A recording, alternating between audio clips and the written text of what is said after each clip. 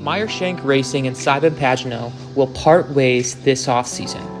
Pagenaud, the 2019 Indy 500 champion and the 2018 Indy Series champion, took to social media to announce his departure from the team. Why is Simon moving on? What are my thoughts on the matter, and where is he off to next? Let's discuss.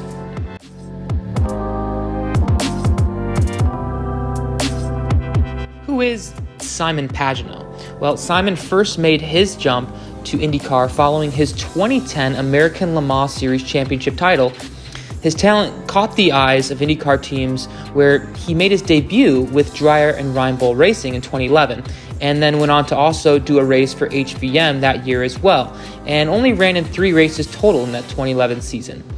He came back the following year in 2012 with a full-time ride with Sam Schmidt Motorsports, where he stayed through the 2014 season. In this time, he accumulated 4 wins, 6 podiums, and 1 pole, which caught the attention of the great Roger Penske, who lured Pagenaud to Penske for the 2015 season and beyond. Penske would be where Simon saw his career peak, as in his 6 seasons there, he accumulated 11 wins, 27 podiums, 13 poles, an Indy 500 win in 2019, and the Series Championship in 2018. Sheesh. That's amazing, right? But with Scott McLaughlin coming on the scene and Joseph Newgarden and Will Power being Penske staples, Simon found himself on the outside looking in the past several years, which placed him at Meyer Shank Racing in 22 and 23. Shank was coming off a huge high, with Helio Castroneves getting his Indy 500 win, well, his 4th one to count for, and really that was the better team to go for, as Shank, for Simon, who is at the point of being an aging driver himself, was looking for a spark. To anyone who has kept up with Shank the past 2 seasons, you'd know that this spark never really came to fruition for Helio or Simon alike.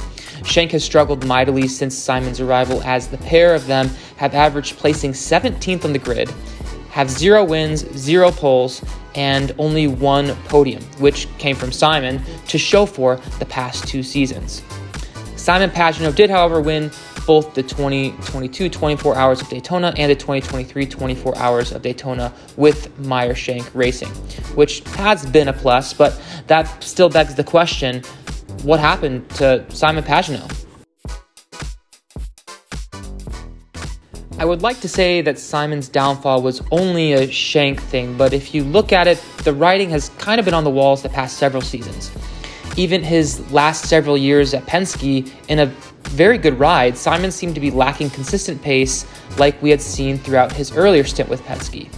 Going into this season, many were wondering where Simon would be off to next year.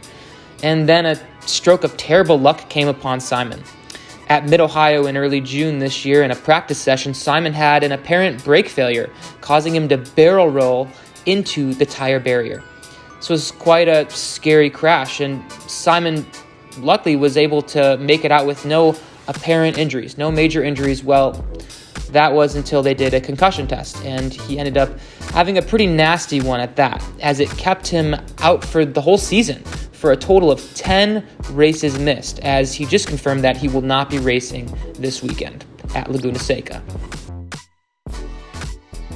So, what are my thoughts, and where will Simon go from here?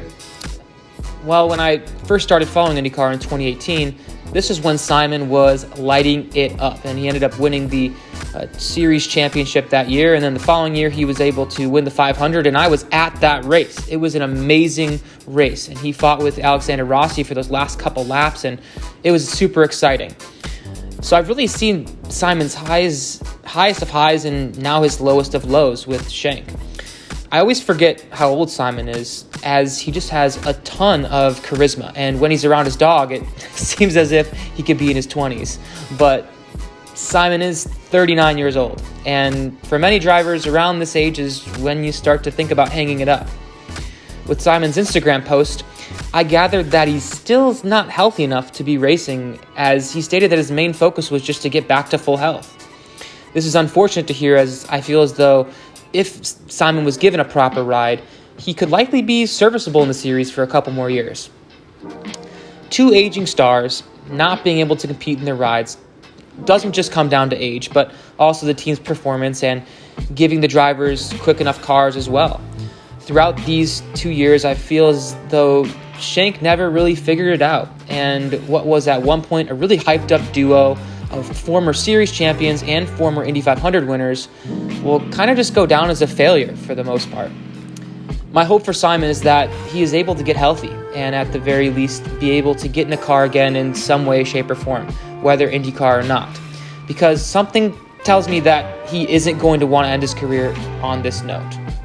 If Simon doesn't find an IndyCar ride, I can see him continuing in sports cars or endurance racing as he has done in the past, but we will have to wait and see on that. So get well soon, Simon.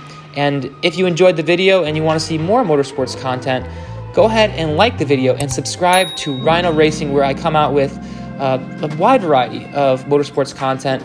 And yeah, I hope you guys enjoyed, and I will see you guys in the next video. Have a great day. Peace out.